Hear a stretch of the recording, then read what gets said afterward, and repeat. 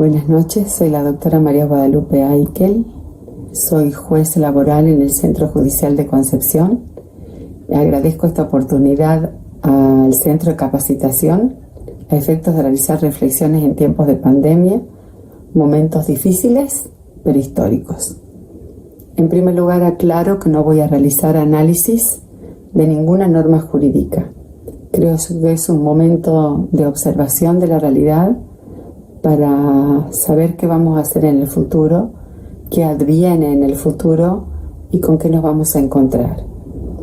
Y por eso me atrevo a efectuar algunos pensamientos desde el punto de la neurociencia, desde la visión de la neurociencia relacionada con el derecho, con la libertad, con el trabajo, que son temas que me apasionan y los que estuve estudiando estos últimos años de mi vida. El órgano más importante que tiene la persona humana es su cerebro. Con ese órgano, la persona ríe, llora, es fruto de sus emociones y también de sus miedos y de sus profundos terrores.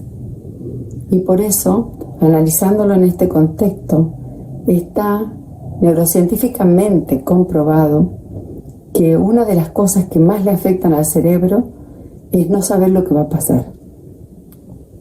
Porque no saber lo que va a pasar en el futuro genera en él una serie de emociones negativas. El 40% de las áreas cerebrales se activan cuando una persona humana se encuentra o se enfrenta a lo desconocido. Y aquí estamos enfrentando justamente a lo desconocido. No sabemos realmente lo que va a pasar. Y ese no saber lo que va a pasar hace que resistamos muchas veces a ver una serie de noticias, una detrás de otro, que justamente no nos dejan acallar nuestras emociones. Y esa falta de certeza del futuro al cerebro lo conmueve y necesita dispararse para otras áreas. Y tiene válvulas de escape. Y esas válvulas de escape puede ser el humor, puede ser la creatividad, puede ser la innovación, pero que le permita al cerebro conectarse con otras áreas de él, que son sus áreas de confort o sus áreas de aquello que está relacionado profundamente con sus emociones. Esto lo enlazo en el por qué se crea el Instituto de Neurociencia y Derecho, o de por qué se considera indispensable la neurociencia relacionada con el derecho. El doctor Lorenzetti, como presidente de la Corte Suprema de Justicia de la Nación, junto al doctor Daniel Pastor, que es profesor de Derecho Procesal Penal en la UBA, y el doctor Facundo Manes, que es director del Instituto de Neurología Conectiva, INECO, en Buenos Aires, realizaron la inauguración y la creación de este instituto, muy poco conocido entre algunos operadores del derecho. El INEDE es justamente una institución que tiende a que se aplique lo neurojurídico en todas las áreas del derecho y que se active en una interrelación entre todas los conocimientos junto con la ciencia. En sus palabras de inauguración, el doctor Lorenzetti manifestó algo muy interesante. Ha dicho que quería poner en contacto el cerebro con el derecho porque entendía que la innovación era poner en relación dos cosas diferentes. Y que esto lo aprendió cuando escuchó al Premio Nobel de Economía, que le comentó que lo había ganado al Premio Nobel no por saber técnicas económicas fantásticas, sino justamente porque pudo realizar técnicas de innovación aplicadas a la economía. La innovación, entonces, repito, es poner en relación dos cosas diferentes, como hacían los pensadores o los pintores surrealistas en el siglo XIX, que ponían en contraposición el violín con la máquina de coser, porque se crea en el caos, se crea en el desorden, se crea en la desorientación. Nadie en la tranquilidad es tan creativo. Es necesario un determinado desorden de lo real para poder dar lugar a la imaginación de cómo escapamos de esto e ir a otras áreas del cerebro. El doctor Facundo Manes dice que la neurociencia es el estudio de la parte neurológica del cerebro relacionada con su morfología, con su farmacología, con sus tamaños y con los distintos aspectos de él, pero fundamentalmente en la relación que tienen las conexiones neuronales. Y que esto, unido a la psicología, dio lugar a la neurociencia cognitiva, que fue lo que aplicaron primeramente los psicólogos y luego lo que se va aplicando en todas las distintas ramas de la ciencia y también en otras ramas que no son científicas.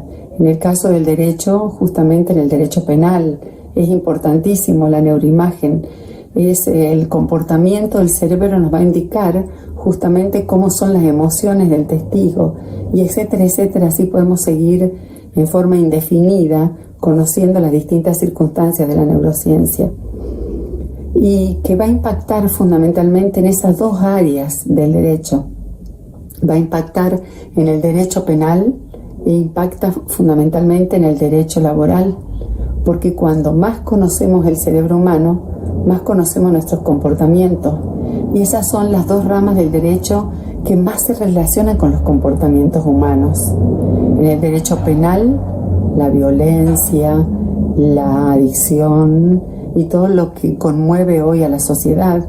En el derecho laboral, cómo se comporta una persona, cuál es la racionalidad en el tiempo del trabajo, cuál es el tiempo razonable, qué pasa con sus emociones cuando se reintegra después de una determinada situación de estrés, etcétera, etcétera.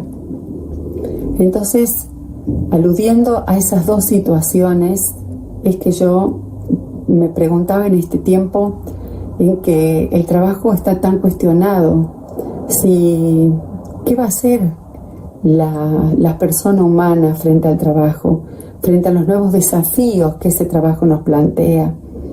Porque el trabajo se ha transformado, el teletrabajo, el trabajo remoto, justamente las teleconferencias, la forma de dictar las clases, los profesores, en algunas circunstancias eran absolutamente normales, pero en menor medida. Ahora se hacen casi indispensables, y tomar esos conocimientos para hacerlos efectivos. Entonces me hacía esa pregunta con respecto al trabajador: ¿qué va a pasar? ¿Cómo va a caminar el derecho del trabajo de ahora en más? Cuando determinadas empresas a nivel mundial han reemplazado, dicen provisoriamente, a la persona humana por robot, la robótica quedará instalada, y esas personas, ¿qué harán? ¿Cómo se constituirán en sus relaciones laborales? Tanto como trabajadores autónomos, en la relación de dependencia, o si no tienen habilidades para enfrentar el futuro. Entonces yo me pregunto dos cosas con respecto a este tema. En primer lugar, ¿qué pasa cuando nuestro cerebro nos manifiesta o nos está diciendo que no hay derecho a opción? ¿Qué pasa cuando pensamos eso? Y en segundo lugar, ¿qué pasa si existiendo una opción no contamos las habilidades de cambio suficientes para hacer frente a esas perspectivas? Porque necesitamos habilidades nuevas. Esas van a ser las habilidades nuevas, nuestro desafío. Y con esas habilidades crear un nuevo ordenamiento jurídico, no solo en los contenidos y en los conceptos, sino también en su aplicación concreta. Por eso considero que la neurociencia, como el estudio del cerebro para saber o para comprender el comportamiento humano, es importantísima y va a impactar en el derecho tanto como quiere que nosotros impactemos, pero va a tener un límite, que va a ser el límite axiológico. Y ese límite axiológico algún día va a hablar de nosotros y de quiénes somos. Muchísimas gracias.